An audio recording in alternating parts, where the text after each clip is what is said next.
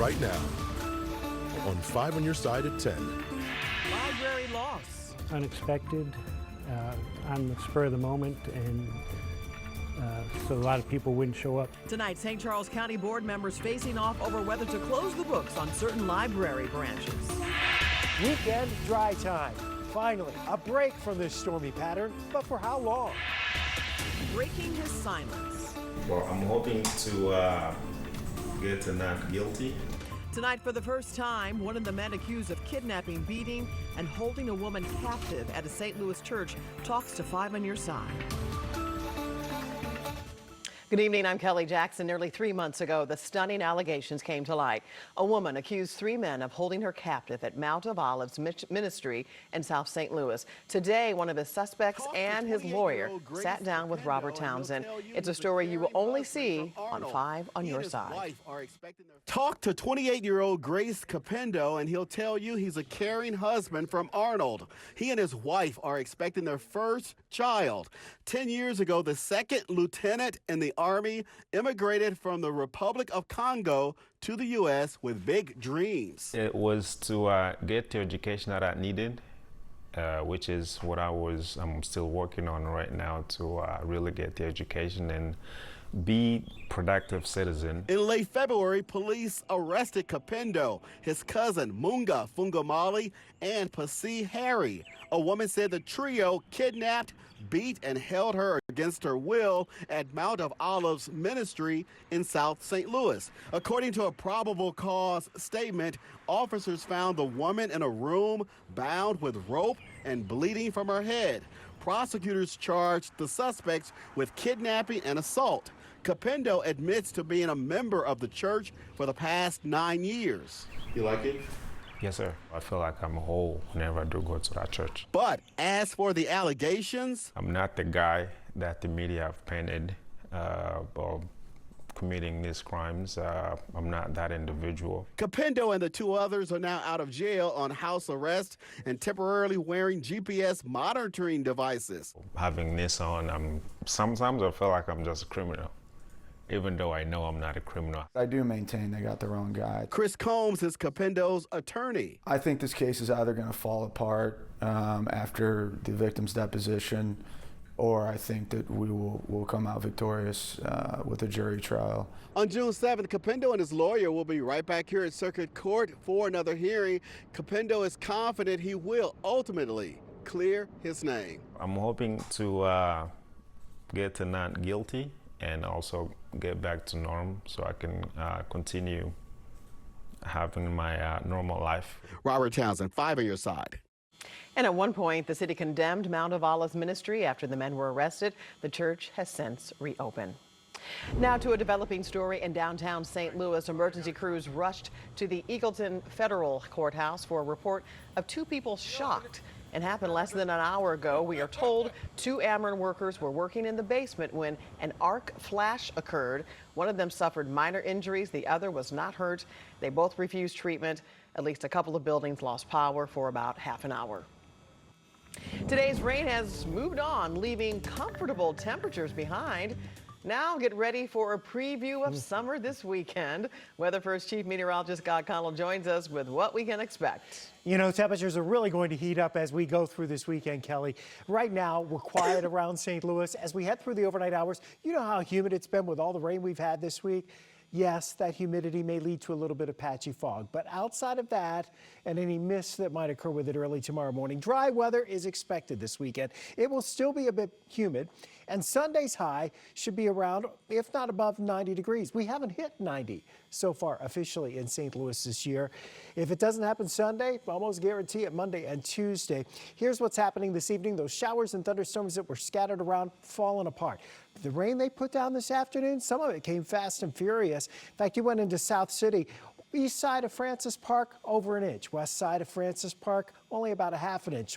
You know, 4 or 5 blocks from each other. It was that kind of scenario that played out. The heaviest rain ended up being to our south, where more than 2 inches fell down around Ironton and also west of Rolla. We did get about 1.4 inches recorded over in Maryville, Illinois, and Hillsboro Missouri with 1.5. That's about the highest we've been able to actually pin down in a rain gauge. We'll talk more about our rain chances for next week and how long that steamy, almost summer-like weather will last in a few minutes, Kelly. See you then, Scott. Now at 10, bringing a boost to downtown St. Louis. Within the last hour, one of the city's efforts to step up foot traffic wrapped up, and local leaders say it's a sign of the transformation they are working to create. 5 on your side's Brent Solomon is live on the collaboration behind that effort. Well, there is no quick fix. That, according to the mayor, who says just as it took time for the city to experience a major population loss, it will also take time to bring people back. Showcasing the city, they say, is a good start. What I mean for the real neo-souls.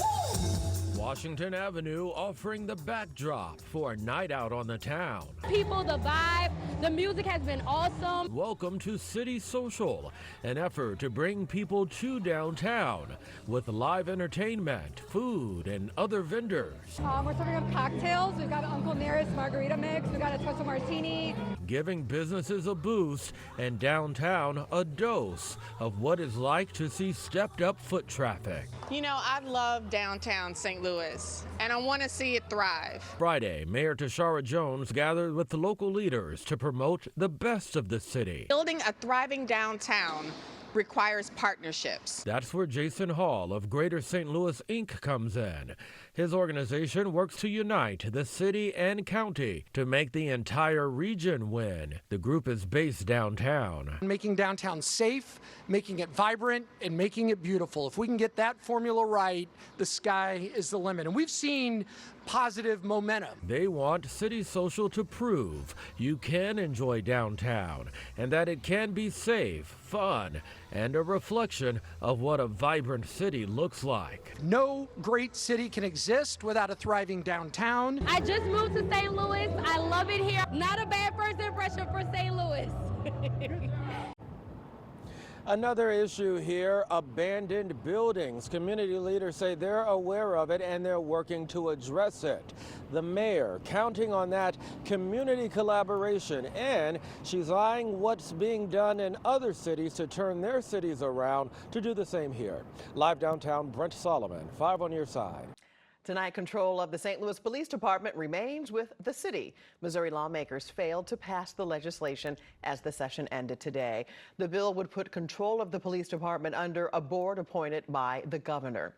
St. Louis Mayor Tashara Jones celebrated the defeat, saying that she is thankful for Chief Robert Tracy, her chief of staff, and many representatives and senators who fought to preserve local control. Right now in St. Charles County, a meeting over potential library branch closures has entered its 4th hour. Library officials say in 2 years, revenues will fail or will fall behind their cost, and they've cut everything they can. 5 on your side's Andy Crawl was at tonight's heated Board of Trustee meeting as they considered possible closures. We have been trying any number of things, considering any number of things. As you know, we've changed hours, we closed on Sundays for a period of time.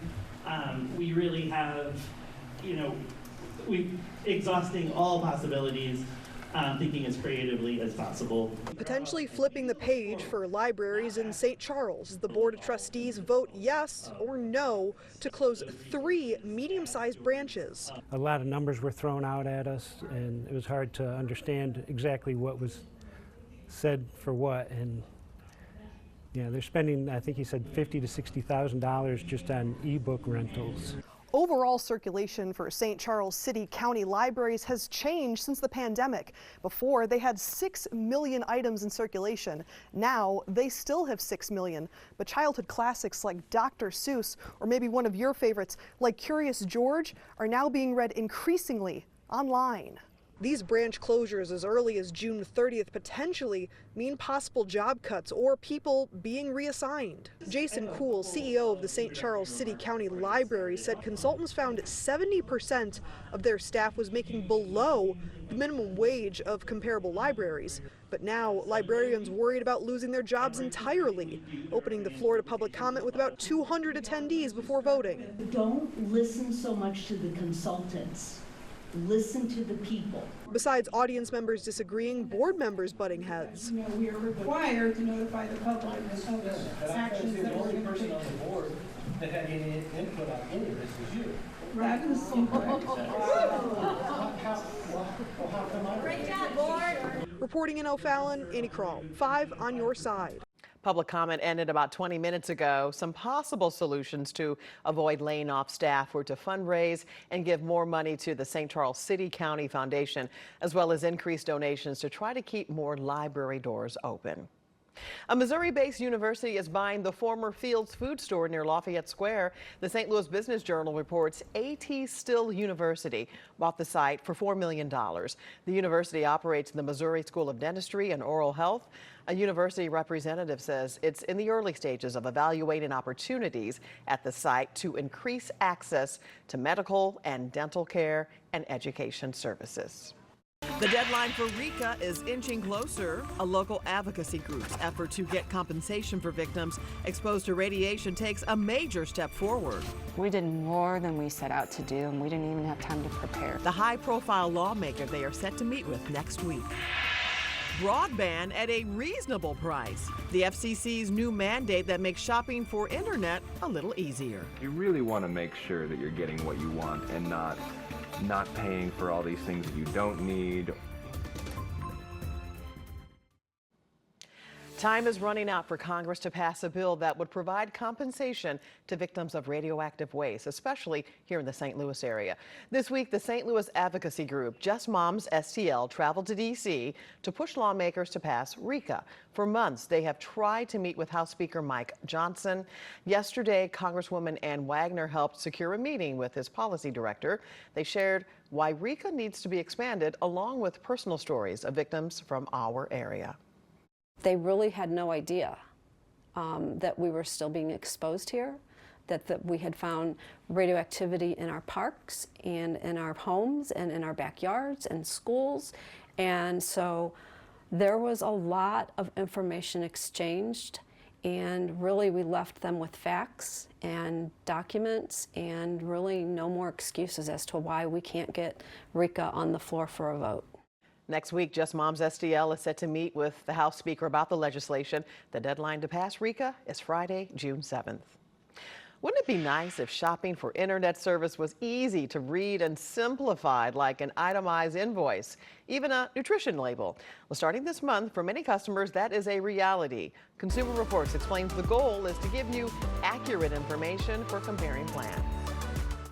Roland Netzer says his internet bill is confusing. They run good deals at the beginning that after a while go away. Unfortunately, we're often at the mercy of these companies who can charge us whatever they want, and they don't necessarily tell us what they're charging us. So at least with the broadband label, we should have some better sense of what we're paying for. As you can see from this FCC sample, the new labels show the name of the provider, the name of the plan, and the base monthly price for internet service, along with any additional one-time or recurring fees, like installation charges, modem rental fees, and other equipment-related fees. Those must be broken out separately from the base price. The new labels are mandated by the Federal Communications Commission after nearly a decade of lobbying by Consumer Reports and other advocacy groups. Cable bills are one area where we've gotten the most complaints from consumers. Sign up for one plan and then you're getting a broadband modem fee, you're getting a regional sports package fee, you're getting this weird tax that's 4 letters, you don't know what it is. These are often monopolies, so they can get away with it, and so you don't have a lot of choices, but at least now you can know what they're charging you. The terms and length of promotional pricing must be outlined, along with the price of service once the promotion expires. Companies should have links to information about discounts if customers bundle their internet with TV or other services. Welcome news for customers like Netzer, who depend on a good internet connection for a reasonable price. You really want to make sure that you're getting what you want and not paying for all these things that you don't need. The rule applies to all internet services. Smaller ISPs have until October to comply. The FCC says consumers can file a complaint if they believe an ISP isn't complying with the new rules. With temperatures on the rise, you may be looking for places to cool off, but area rivers and creeks should be avoided. We stopped by the Merrimack River today to see just how high the river level is. In recent weeks, the St. Louis area has received a lot of rain, and that has caused the rivers to swell. If you do plan to hit the waterways, officials say be sure everyone has a life jacket on. Chief Meteorologist Scott Cottle joins us with the weather first forecast, and that's not the only thing. It's going to be warming up quite a bit this weekend. Yeah, it's going to get pretty toasty this weekend, and you'll need the sunscreen because we expect to see a decent amount of sunshine around the St. Louis area as we head into the next couple of days. Not that it's going to last for a long time, but look at our 10-day forecast here. Yeah, we're already looking towards next weekend, Memorial Day weekend, and we have shower and storm chances each and every day. This weekend, though, looking dry. Maybe a little fog early tomorrow, but it looks dry. Mid-80s, close to 90 on Sunday, as well as Monday, low 90s on Tuesday. You can bet that's going to create some unsettled weather for sure. Tonight, your big storms are down along the Gulf Coast again. We still have some lingering showers in parts of Arkansas. Most of it's off to the east, but close to home. Outside of a few clouds here and there, we've seen the showers that we had earlier with some heavy rain, locally more than 2 inches, but most of us kind of fell where Lambert ended up with a trace today. If that, some spots absolutely nothing. 84 for the high, 66 was our low, so skewing above average, and that trend's definitely continuing this weekend. We'll drop into the upper 50s, low 60s, partly cloudy skies, some patches of fog here and there. One thing we guarantee you will have this weekend, how about this from Drew? Yeah, the cicadas. With the warmer weather and the fact that it's dry both Saturday and Sunday and near 90 on Sunday, these critters will be making some noise. It will get loud this weekend for sure. As we go through your Saturday, temperatures going back into the low and mid 80s for highs. If there's any fog in the morning, most likely it's in the low spots and in areas that saw some rain today. So it's a good looking Saturday across the bi-state area. Can't complain about that. As we push into Sunday, our chances for showers and thunderstorms mostly well to our north and west. We're around 90 degrees Sunday. Do you know we have not hit 90 so far in this year of 2024? Not yet. Sunday looks like our day. All right, so here it is. The next 10 days, breaking it out for you. Saturday, Sunday, warming trends underway, mainly dry conditions. Monday into Tuesday and Wednesday, those temperatures around 90 and a front approaching. We may have some stronger storms there for later on Tuesday and into Tuesday night and Wednesday. And here's why. We're already tracking this upper level energy that looks to come in across the region as we head towards Tuesday evening. The timing on that's still subject to be adjusted, but that's our next potential weather alert day, as some of those storms could be pretty strong once again. Not like we need more rain and even worse to add the severe weather threat. And again, it's an unsettled pattern going into Memorial Day weekend. Warm, but can't get rid of this rainy Really, look pattern across for the long. board. Rain, rain, rain. Yeah, weekend's dry. Yes, that's good. All right, thanks, Scott. Corey's here with sports. Well, there may have been a little bit of a power outage downtown tonight in St. Louis, but I can assure you that was not the case at Busch Stadium. It was a huge offensive night for the Cardinals. We'll chat about it next in sports. And we want to remind you about the Folds of Honor campaign sponsored by Schnucks. You have through May 28th to round up at the register at all area Schnucks locations. The money raised goes towards scholarships for spouses and children of fallen and wounded service members and first responders. And 5 on Your Side is a proud partner of the Folds of Honor campaign. This 5 on Your Side Sports Report is sponsored by Telly Tire and Auto Centers, driving your way since 1942. Well, if you passed up a ticket to tonight's Cardinals-Red Sox game because you thought the St. Louis offense was just too sluggish for you this year, you may want a do-over. Home runs were on the menu tonight at Busch Stadium. Kyle Gibson on the hill. Maybe you can see the Memorial Whitey Herzog patch added to the uniforms tonight. It's a nice touch. Cards were homer happy in this one. First inning, Lars Nootbaar goes deep to center field. 2-0 Cardinals right off the bat. Now this guy coming up hits 78 home runs as a Cardinal. Tyler O'Neill back tonight as a Red Sox. He gets a nice ovation from the crowd. Tied at 2 in the second inning, Nolan Gorman, opposite field blast. That made it 3-2. That's his 6th of the season. Tied at 3 in the fourth, and perhaps the hottest hitter on the team is going to launch another one. Alec Burleson, he destroys that baseball. It's 4-3 at that point. Are you sensing a home run trend yet? Well, we got one more for you. Mason Wynn is going to get in on the action. That is his first long ball of the season. That made it 7-3. Cardinals scored in every inning except one tonight. They racked up 14 hits and win the opener against Boston 10-6. Congrats to Matt Morris and Dave Duncan. It was announced tonight that the duo will join Whitey Kurowski as the newest members of the Cardinals Hall of Fame. Morris was selected by the fan vote. He has the 11th most wins in Cardinals history. Duncan, of course, was a legendary pitching coach for the Cards, winning 2 World Series titles. You will want to join Frank Cusimano Sunday night for Sports Plus. He sits down for a candid interview with Cardinals President of Baseball Operations, John Mozeliak. And yes, Mo is well aware of his standing with the fan base right now. I will say, like, it's hard for someone like myself to just say, oh, I can ignore it, because that's impossible. You know, I certainly get the sense that the city is tiring of me, and, you know, the vocal minority is getting louder and louder. And, you know, the only thing that can change that course is we start playing better. This was the photo many sports fans woke up to this morning. If you're like me, you didn't think it was real at first. World #1 golfer Scottie Scheffler arrested after an incident with police in traffic outside the PGA Championship. What a surreal story. Scheffler faces a felony and 2 misdemeanors from the incident. He'll have a hearing on Tuesday. Today he was released and was able to make his tee time there. We saw the same Scottie Scheffler we've been seeing for a while. He shot 66 and is tied for 4th at 9 under. Xander Schauffele leads at 12 under. Here's Scheffler on navigating his emotions today.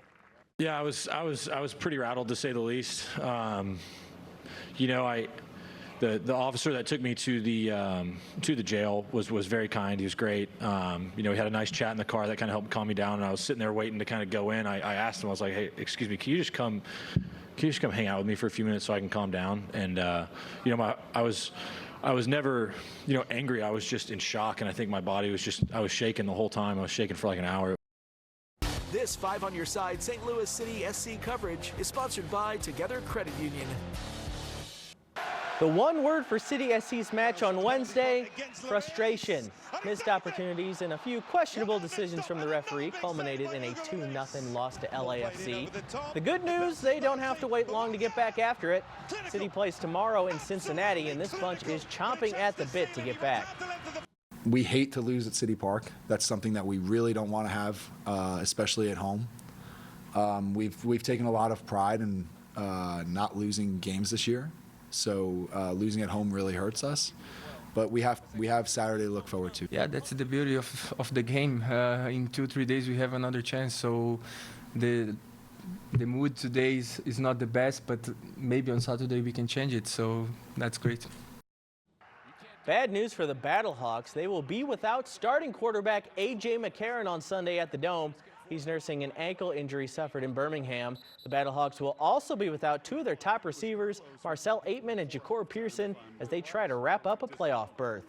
Craig Berube can cancel his TV gigs. He has a new NHL coaching job. The former Stanley Cup winning coach for the Blues is the new head coach of the Toronto Maple Leafs. It's one of the most pressure-packed jobs in hockey, and a fan base that has not won a cup since 1967.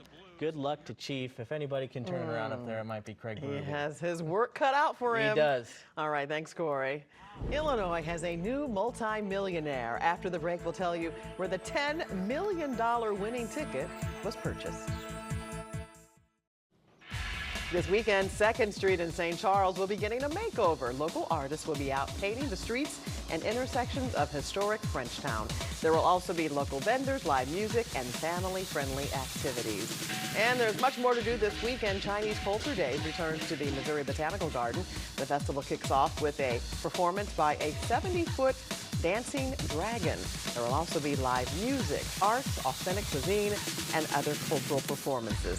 Chinese Culture Day runs from 9 to 5, both Saturday and Sunday. And tonight, there is a new multi-millionaire in Illinois. Today, the Illinois Lottery announced the first winner of its $50 scratch-off ticket. The winning ticket was purchased at the Casey's on Fosterburg Road in Alton.